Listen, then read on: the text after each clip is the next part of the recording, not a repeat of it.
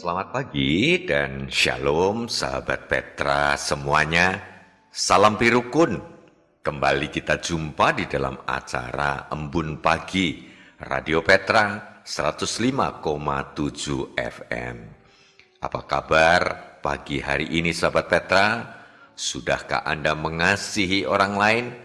Ya, sapa itu pasangan hidup kita, suami atau istri. Sapa anak-anak kita.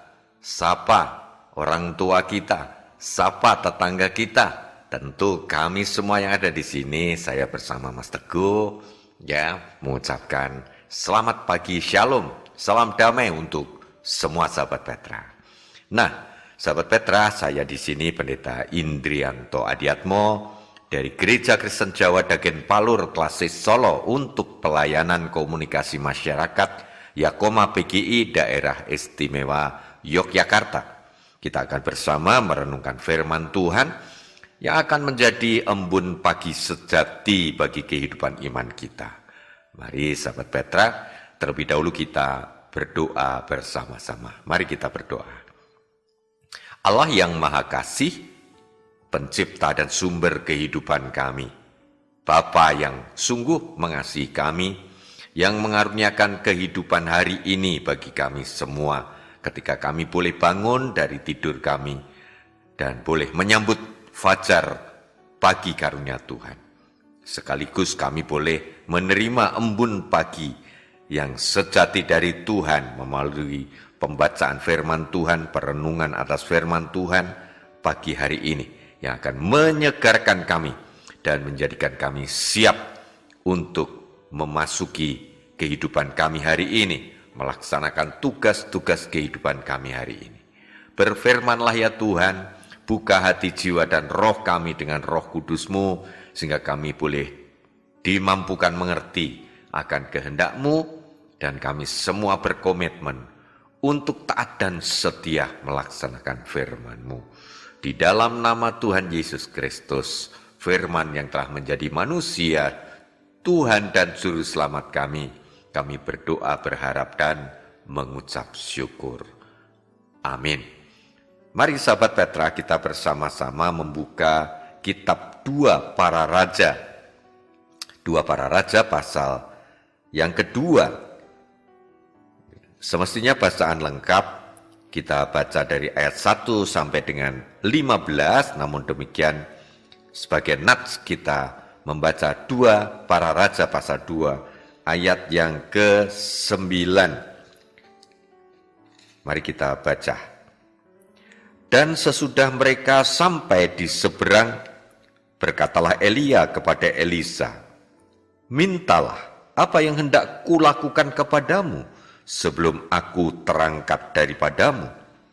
Jawab Elisa, biarlah kiranya aku mendapat 2 bagian dari rohmu. Sebuah percakapan yang unik ya, dari orang yang akan pergi ya dari dunia ini ketika Tuhan nanti, Bapa nanti memanggil dia, Nabi Elia. Dan Elisa ya bisa dikatakan ini anak rohaninya ya, Nabi Elia pengganti nanti dari Nabi Elia ya. Ditanya, mintalah apa yang hendak kulakukan kepadamu. Jadi ini akan memberikan wasiat gitu ya, sesuatu warisan yang bisa diberikan ya kepada yang akan ditinggalkan. Uniknya Elisa menjawab, biarlah kiranya aku mendapat 2 bagian dari rohmu. Sahabat Petra, kalau kita melihat realitas kehidupan sehari-hari, ketika ada seseorang akan mengakhiri jabatannya, ya tentu ini seorang pejabat, entah pejabat eksekutif ataupun legislatif, DPR misalnya, atau pejabat di lingkungan yudikatif, ya misalnya pengadilan, kejaksaan dan sejenisnya. Ya banyak orang berharap bahwa tentu orang ini yang akan menggantikan orang yang baik, bahkan lebih baik dari pejabat lama. Kalau pejabat lama melakukan kesalahan, jangan melakukan kesalahan. Kalau pejabat yang lalu jatuh dalam godaan korupsi, pemimpin yang berikutnya mestinya bersih gitu ya. Dan bagi calon pemimpin sendiri yang akan menggantikan, tentu punya komitmen-komitmen ya yang baik.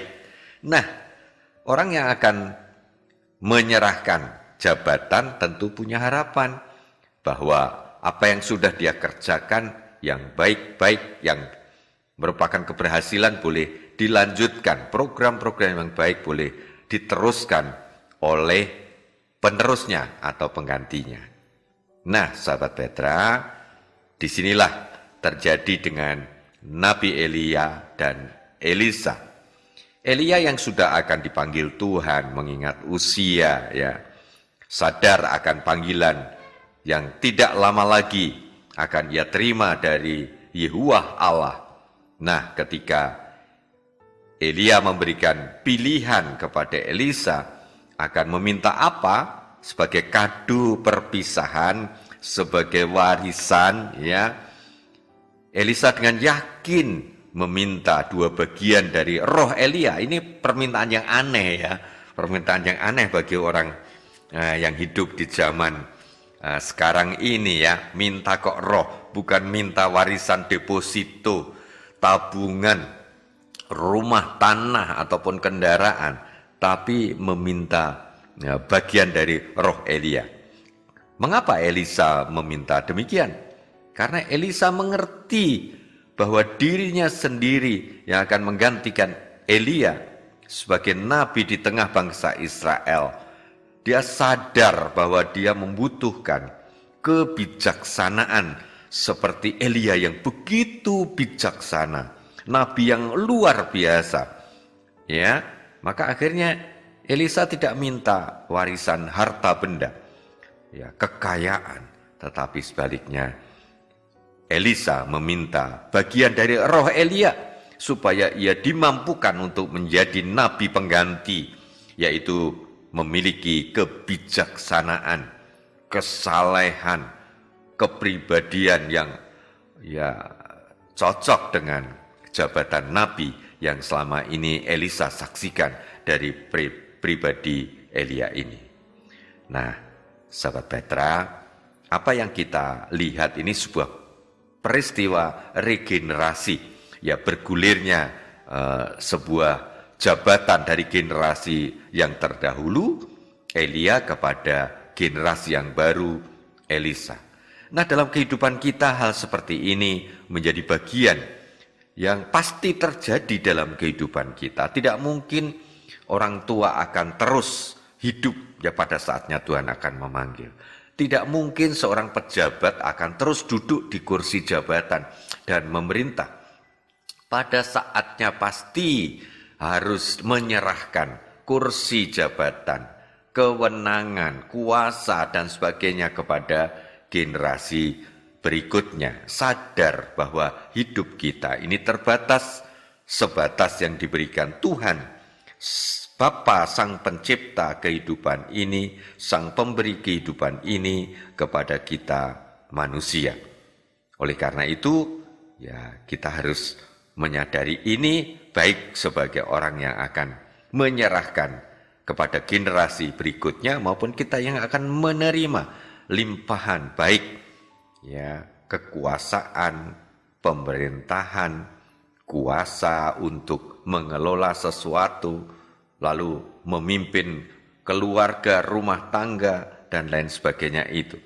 Mari kita bersama belajar bahwa regenerasi, alih ya generasi ini bukan hanya merupakan bagian dari sebuah peristiwa rutin, peristiwa yang harus terjadi, tetapi juga menjadi sebuah peristiwa yang membutuhkan sesuatu yang luar biasa, tidak sekedar tadi kekuasaan, harta benda, ya, tetapi lebih dari itu kita membutuhkan apa yang menjadi pegangan utama akan keberhasilan regenerasi, yaitu kebijaksanaan, ya, kemampuan untuk menerima ya apa yang diberikan oleh generasi sebelumnya ini kepada kita semua.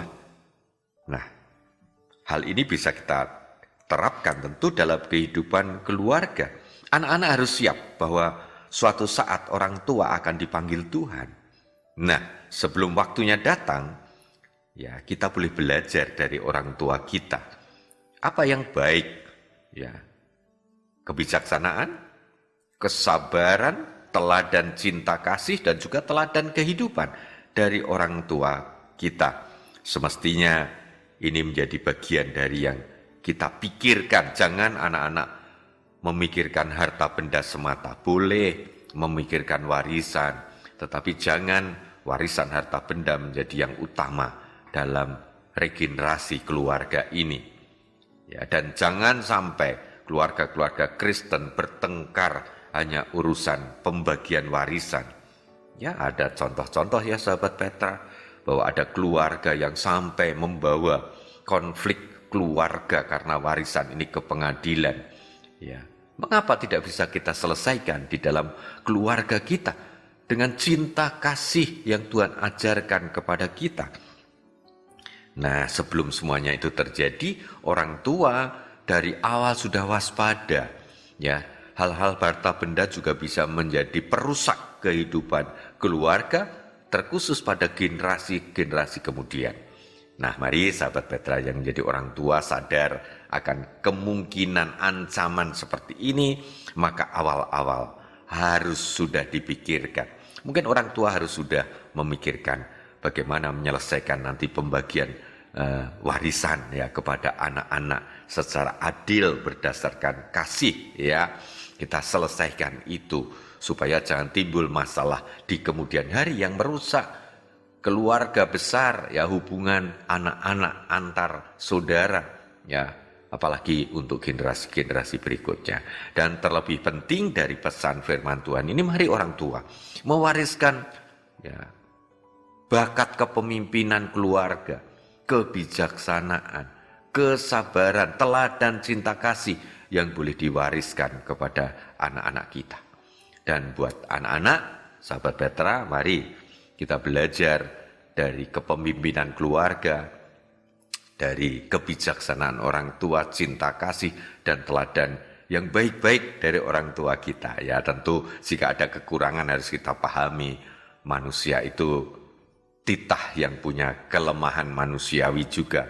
Tak ada gading yang tak retak ya, itu ungkapannya dalam bahasa Indonesia begitu ya. Kita sadarilah kekurangan itu dan kita benahi untuk generasi kemudian. Di jemaat mungkin ya sedang ada alih regenerasi ya. Misalnya jemaat, wah pendetanya sudah memasuki masa emeritasi. Ya mari ya sang pendetanya juga sadar ya mewariskan hal-hal yang baik ya, kepemimpinan gereja, penggembalaan, pastoral, tugas-tugas pelayanan kepada generasi berikutnya, para vikaris, calon pendeta, ya juga kepada para penatua diaken, komisi-komisi, ya kiranya alih generasi ini boleh berlangsung dengan baik dan dipersiapkan dengan baik.